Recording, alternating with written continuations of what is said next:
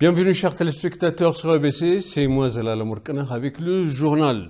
Le Premier ministre Abiy Ahmed a déclaré que le comité exécutif de la prospérité avait consulté sur divers programmes nationaux et régionaux.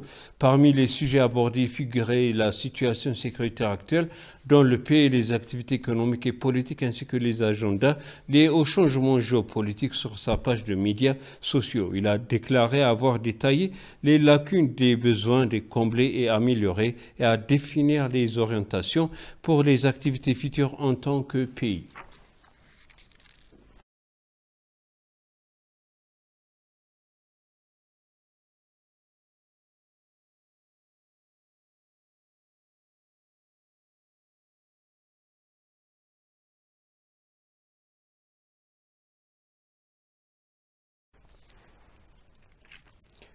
Le vice-premier ministre et ministre des Affaires étrangères Dammaka Makonnen a appelé la communauté internationale à apporter un soutien juste et équilibré à la situation actuelle en Éthiopie.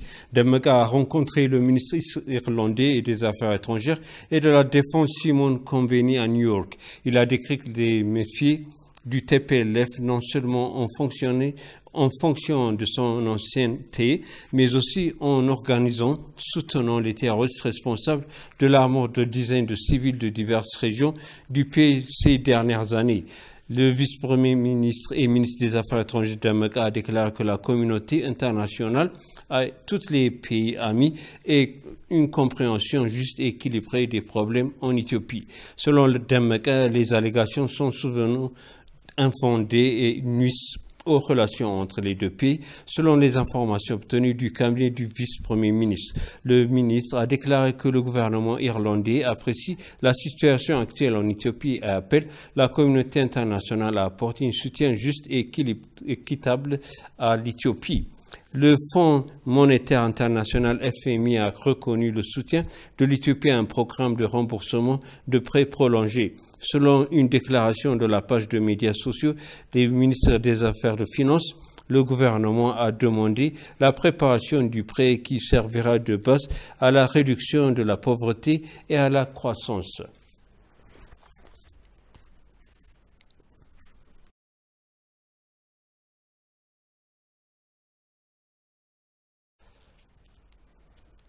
Lors d'un entretien téléphonique avec ETV, l'ambassadeur Dina Mufti a déclaré que Dammaka Makonnen, vice-premier ministre et ministre des Affaires étrangères, s'est entretenu avec des représentants du gouvernement et d'organisations internationales à la 76e Assemblée générale des Nations unies.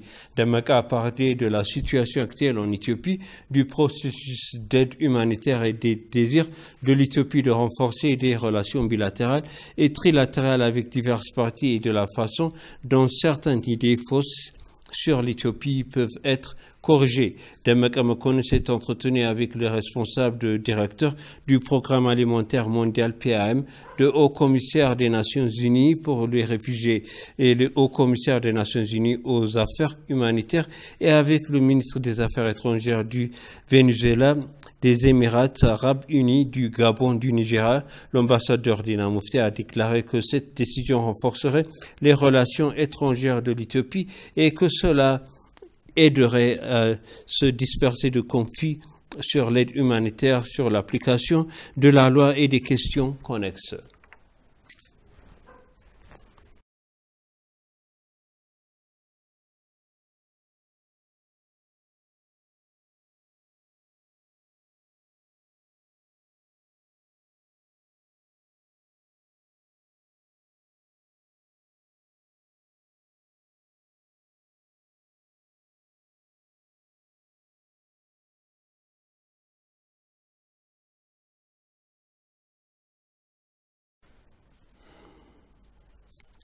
Le ministère des Finances a déclaré que la réunion du comité du crédit du groupe 20 est importante et que l'Éthiopie a félicité les mesures prises pour réduire la dette en temps. Nous sommes ravis de l'engagement de la cérémonie de faciliter le processus conformément aux besoins de l'économie éthiopienne, indique le comité. L'action du comité sera considérée comme une étape fondamentale pour assurer la stabilité macroéconomique du pays. Le remarque il a remercié le président du créancier pour le travail jusqu'à présent.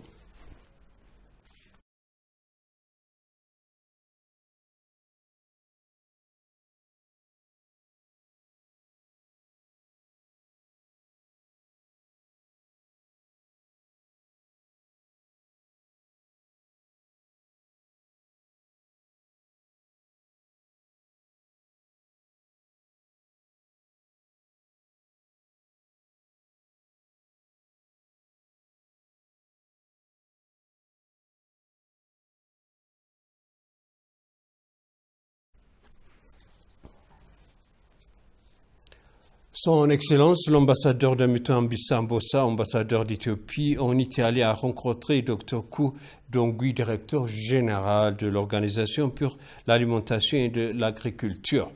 Au cours de son rencontre, l'ambassadeur a remercié le directeur général pour le partenariat et la collaboration de l'organisation avec l'Éthiopie. Elle a évoqué le soutien global apporté par le FAO à la lutte contre le criquet pèlerin qui servait de notre pays ces 2 dernières années. L'ambassadeur de Mito a également noté que le soutien du FAO aux activités agricoles liées au développement et renforcé des coopérations en Éthiopie. Elle a déclaré que le soutien de la FAO à l'agriculture en grappe a aidé plusieurs petits agriculteurs en Éthiopie. Les 2 ressemblages ont reconvenu de l'efficacité de la production des moteurs clés de la transformation agricole.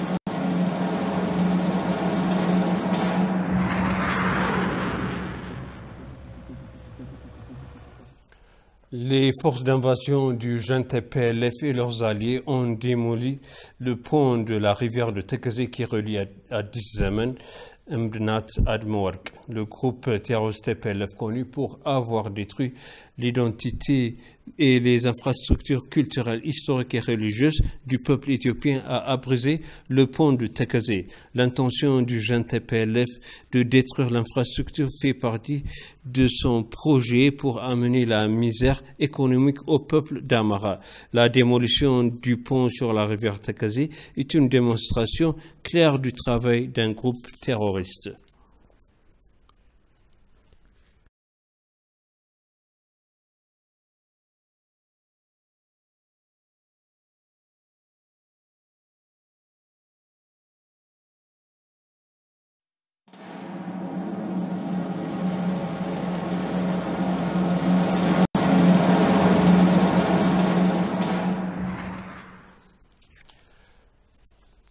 Et pour conclure le journal, l'Éthiopie et le Soudan sont des pays qui se sont liés d'amitié et de relations. De plus, le gouvernement soudanais actuel en veille des frontières et sur le souveraineté éthiopien.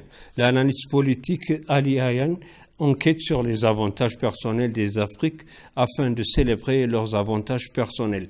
L'Éthiopie a également annoncé que la construction du grand barrage de la Renaissance hydroélectrique se déroulera dans le cadre d'une négociation qui rendra tout le monde gagnant et profitera du comité. Bien que de nombre d'universitaires et de politiques soudanaises est témoin que la construction du barrage jouera un rôle positif pour le peuple soudanais. Le gouvernement soudanais est occupé avec les actions opposées. Le conflit frontalier d'Éthiopie-Soudan ne peut être résolu pacifiquement.